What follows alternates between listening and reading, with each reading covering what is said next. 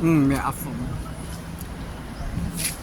I think nagsisitadine sa mga afam dito.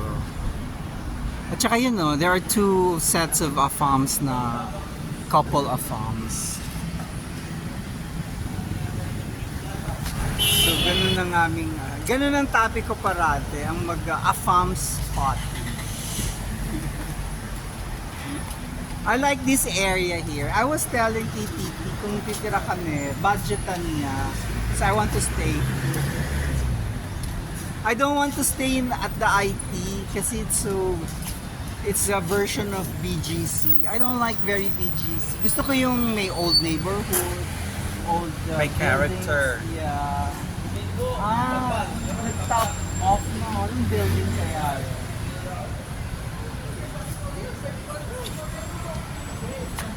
Papuntang ano to eh. You want to walk going there?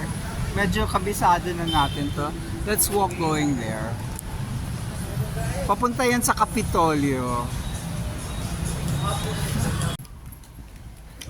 We're just doing a little walking. I can see na the Ayala area from here.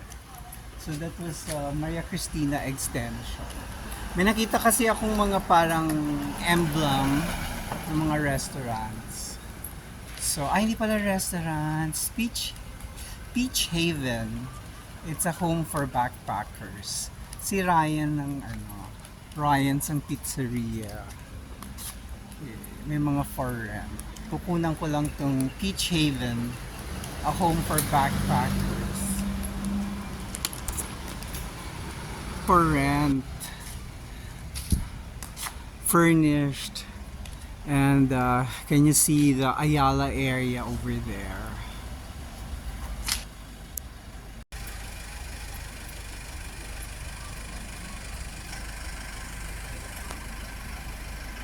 So ito ang Ryan's Pizzarelli House. Okay. Yes, parang yung favorite mo sa Malate. Hindi na natin binalikan. That coffee house, yung galing tayo sa Mexican place. Remember that? Oh, there's a wolf. Ganyan yung tsura niya. May house for sale. Gusto ko ng ganyang house here in Cebu. Bibili ako ng loto, baka manalo tayo. Baka si Cebu ang magpanalo sa akin. Oh, look at the house. It's so nice. An old 19 kopong-kopong house. I don't know where we are.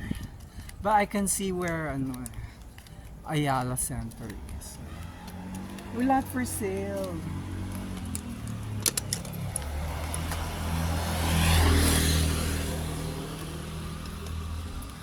Daming for sale dito na hindi condo.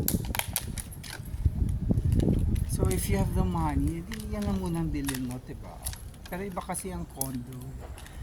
Madaling magpa-rent ng condo. May mga small house. Gusto ko ng mga ganyan.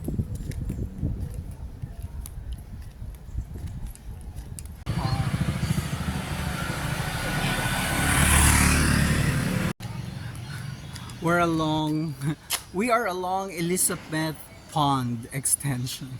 Who the hell is Elizabeth Pond? The founder of Pond's facial cream. Ah, really? No. Does it say so? I'm just kidding. Pilipina pala si Ponds. May bridge dyan. So I suppose may lagusan dyan. Pero si Pogi na may car did not hindi sila dyan. It's so industrial na over here. Yung may bridge, oh. There's so many videoke. Videoke for rent. I'll show you.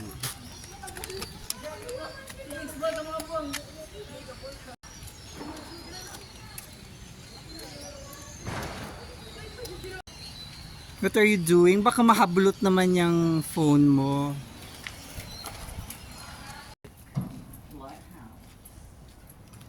We beat Okay, Bintana. We beat the retreat dun sa papunta sa baba ng Ponds Extension Street. Kasi parang looban na siya. So ito naman siguro, makakalabas tayo sa main road. Ayo, pwede makapangutana. Makalabas kami sa main road. If, okay. Anong, May simbahan dyan. may simbahan na Oo, po. Okay. Redemptorist. Redemptorist na. O, bumalik na nga tayo. Hindi na. Thank you po. Sige po.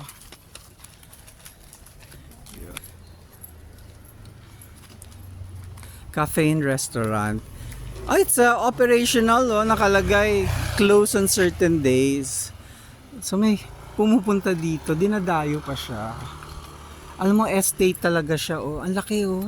Ito yung malaking... A wilderness. And we made it through. Oh, this is Pond Street.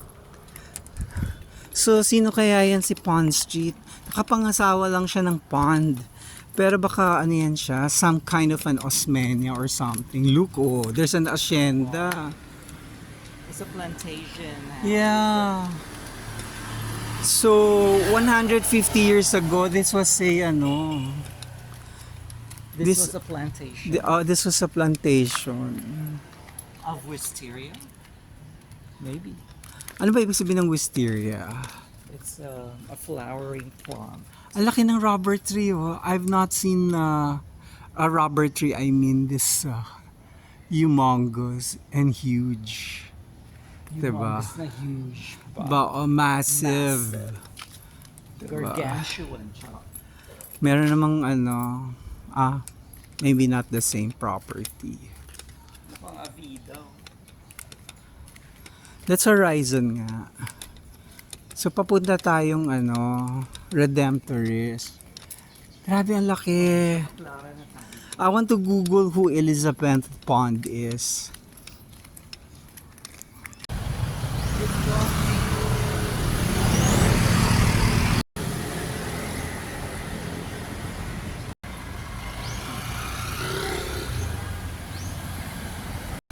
So, dyan tayo lumabas, the Pond Street. That's already Redemptorist. Imagine, I have been here X times, pero ngayon ko lang na-nose yung pond na yan at saka nakita with the transcendental tourist.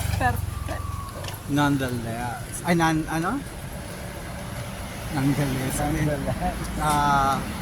no less. Diba? Ngayon pala, baliktad. Take 2, yung Elizabeth Pond Street na yun, ngayon pa lang yan na discover.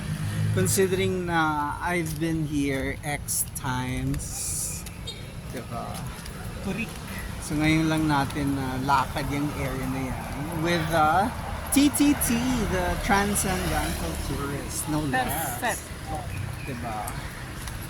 Kailangan natin ang kanyang pagka-transcendental. But, yeah. Anyway, that's St. Mark Hotel.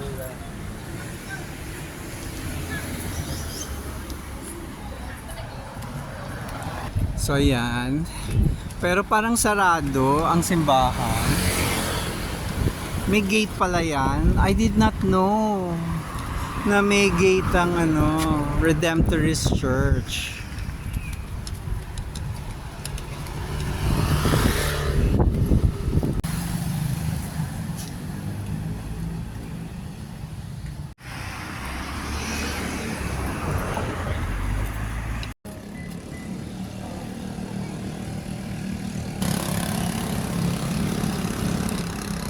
Gated ang Redemptorist. Paano tayo papasok?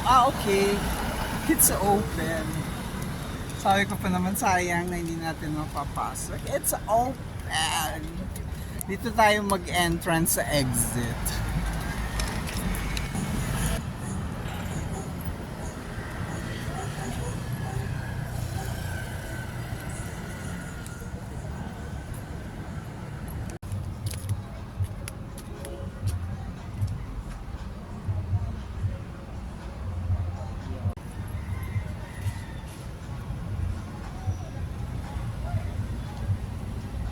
It's never too late to become a missionary, priest, or brother.